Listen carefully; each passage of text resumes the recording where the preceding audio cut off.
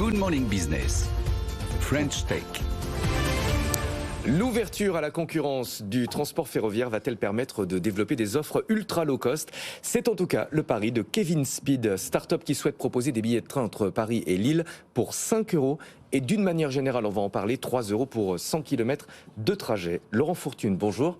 Bonjour Stéphane. Vous êtes associé fondateur de Kevin Speed. Votre idée, c'est de créer un RER version TGV. C'est exactement ça.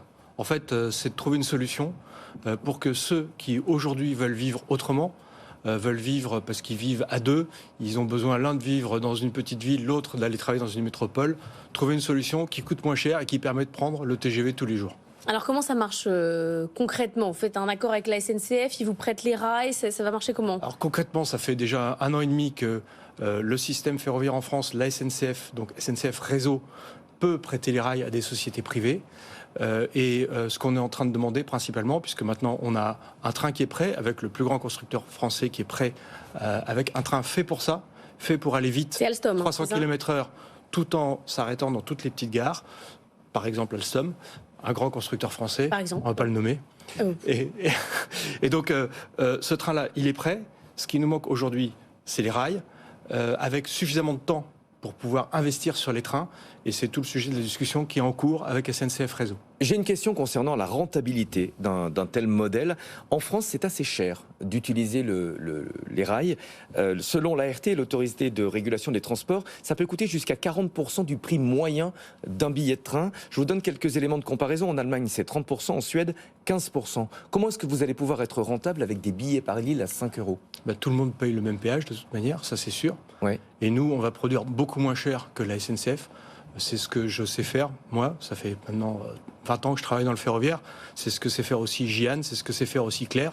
On a démontré qu'on pouvait produire au tunnel sous la Manche 15% moins cher, avec des clients 10 points plus contents de la manière dont ils étaient transportés. Et on est convaincu qu'en faisant, comme font les Japonais sur le Shinkansen, ou comme font les low cost dans l'aérien, c'est en faisant en sorte que les trains roulent tout le temps, et donc le même siège soit vendu 10 fois dans la journée.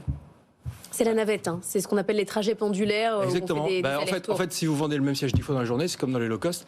À la fin de la journée, vous avez quand même réussi à gagner votre vie très bien, quel que soit le prix du péage, c'est pas un problème. Mais ça veut dire qu'il y aurait un train qui passe toutes les 3 minutes, comme un RER, 3 ou 5 minutes. Non, ça sera toutes les heures quand même. À toutes les heures quand même. Et alors, la question du matin 6h jusqu'au soir 22h. Vous parliez d'un train donc, qui roule à 300 km/h. Pour arriver pile à l'heure pour être le matin ici. C'est plus compliqué, ouais. 300 km/h, donc comme un TGV, mais est-ce qu'il n'y a pas une contradiction entre le fait de vouloir aller à 300 km/h et le fait de s'arrêter à tous les arrêts dans toutes les petites villes? J'imagine que le TGV, d'un point de vue ne serait-ce que physique, il faut qu'il accélère pour arriver à 300 km/h. S'il doit s'arrêter toutes les minutes, c'est pas possible qu'il aille aussi vite. C'est pas toutes les minutes quand même. C'est très souvent, donc c'est toutes les gares qui sont le long des lignes à grande vitesse. Ça fait actuellement à peu près tous les 100 km.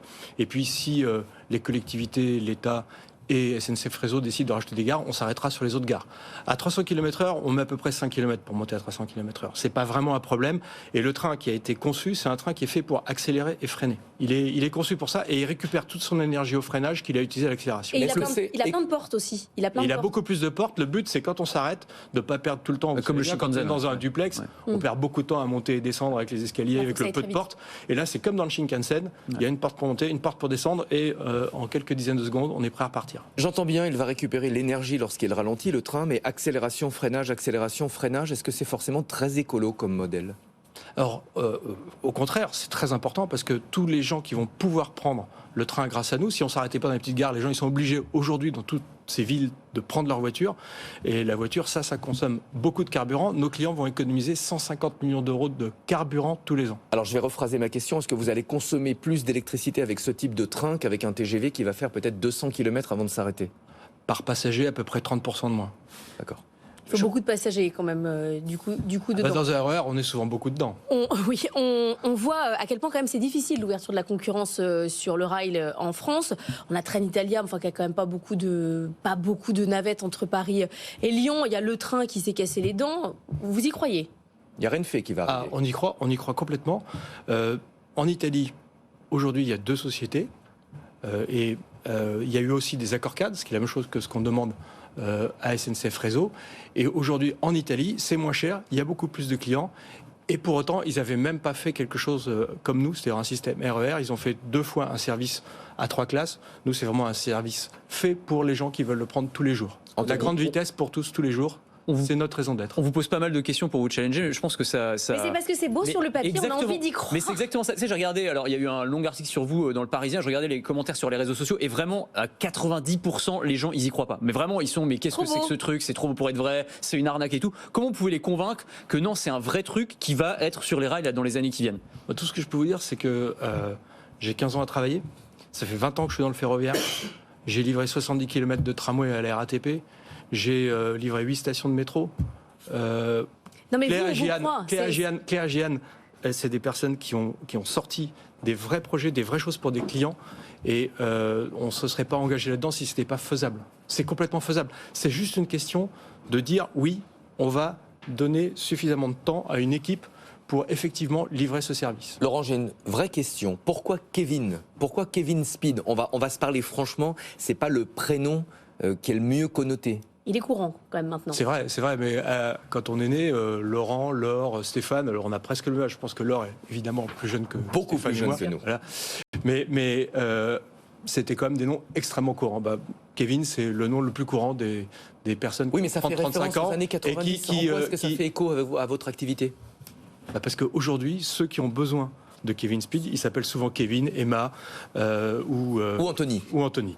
Anthony Exactement. Speed. Anthony Speed. Ouais, je sais pas. Je suis pas sûr non plus. Anthony Speed, bienvenue.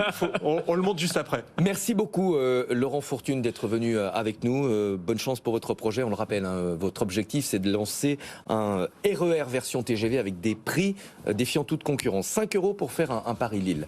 À très bientôt.